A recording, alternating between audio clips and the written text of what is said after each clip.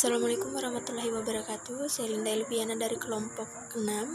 Saya sebagai pemateri pertama akan memaparkan materi kami yang bertema Sejarah dan Perkembangan Sistem Klasifikasi Tumbuhan. Langsung saja, definisi klasifikasi. Secara harfiah, arti klasifikasi adalah penggolongan atau pengelompokan. Menurut KBBI, klasifikasi adalah penyusunan bersistem dalam kelompok atau golongan menurut kaidah atau standar yang ditetapkan. Klasifikasi adalah pengelompokan makhluk hidup berdasarkan persamaan ciri, perbedaan ciri, dan cara hidup. Klasifikasi makhluk hidup merupakan pengelompokan makhluk hidup yang mempunyai ciri dan sifat yang sama, dimasukkan ke dalam satu kelompok, dan bila dalam persamaan ditemukan perbedaan ciri dan sifat, maka akan dipisahkan ke dalam satu kelompok, dan bila dalam persamaan ditemukan perbedaan ciri dan sifat, maka dipisahkan lagi ke dalam kelompok lain yang lebih kecil, sehingga akan diperoleh kelompok-kelompok makhluk hidup dengan jenjang yang berbeda. Kemudian sejarah perkembangan. Pada pembagian jenis klasifikasi dalam sejarah perkembangannya, sebenarnya banyak perbedaan.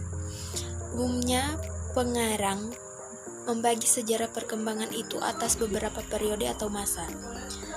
Setiap periode ditandai oleh prinsip-prinsip yang digunakan atau tujuan khusus yang ingin dicapai. Biasanya, antara satu periode dengan periode yang lain dipisahkan dengan peristiwa-peristiwa atau terbitnya karya-karya penting seperti diterbitkannya spesies Piantarum karya Linnaeus tahun 1753, tulisan Charles Darwin, penemu hukum genetik oleh Mendel, atau perkembangan taksonomi numerik tahun 1957. Semua peristiwa tersebut hanyalah sebagai tanda milestone, bukan sebagai titik akhir satu periode atau dimulainya periode baru. Sebab perkembangan klasifikasi itu pada hakikatnya bersifat gradual. Kemudian sejarah perkembangan sistem klasifikasi tumbuhan dari masa yaitu sebagai berikut. Yang pertama, periode tertua atau periode purba. Yang kedua, periode sistem numerik. Yang ketiga, periode sistem habitus. Yang keempat, periode sistem alam. Yang kelima, periode sistem filogenetik. Dan yang keenam, periode sistem kontemporer. Yang pertama yaitu periode purba.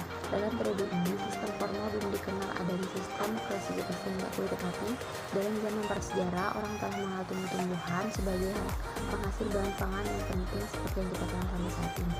Jadi sebenarnya mereka pun telah menerapkan suatu sistem klasifikasi.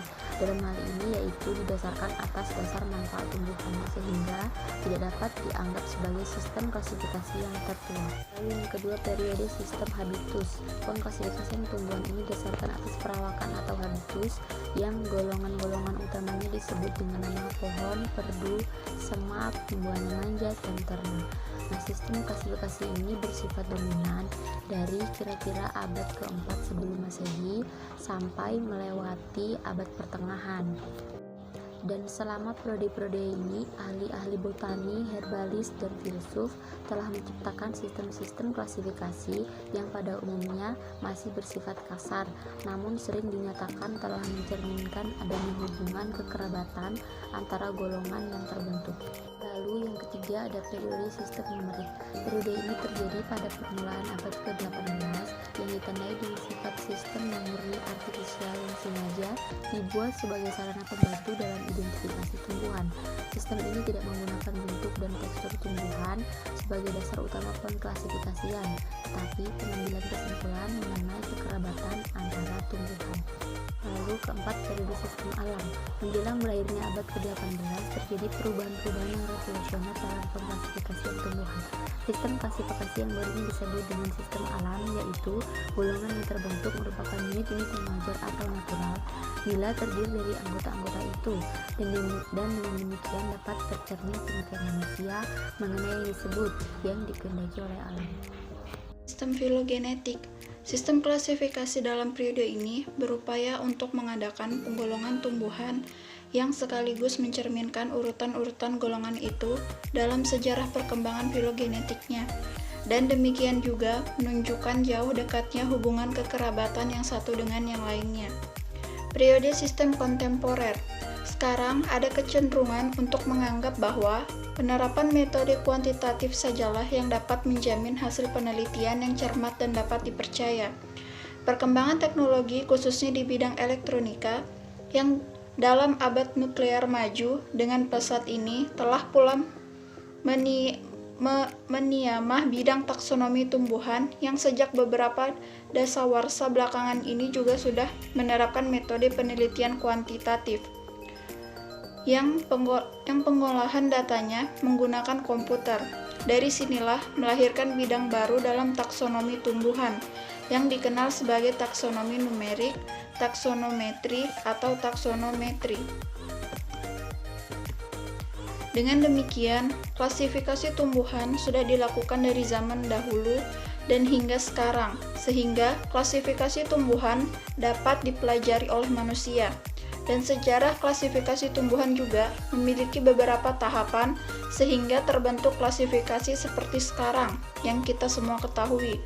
Klasifikasi atau pengelompokan sudah diberlakukan dari zaman dahulu dan hingga saat ini, dan tetap digunakan sebagai diberlakukan sesuai dengan aturan-aturannya. Demikian materi dari kami, kurang dan lebihnya mohon dimaafkan. Akhir kata, wassalamualaikum warahmatullahi wabarakatuh.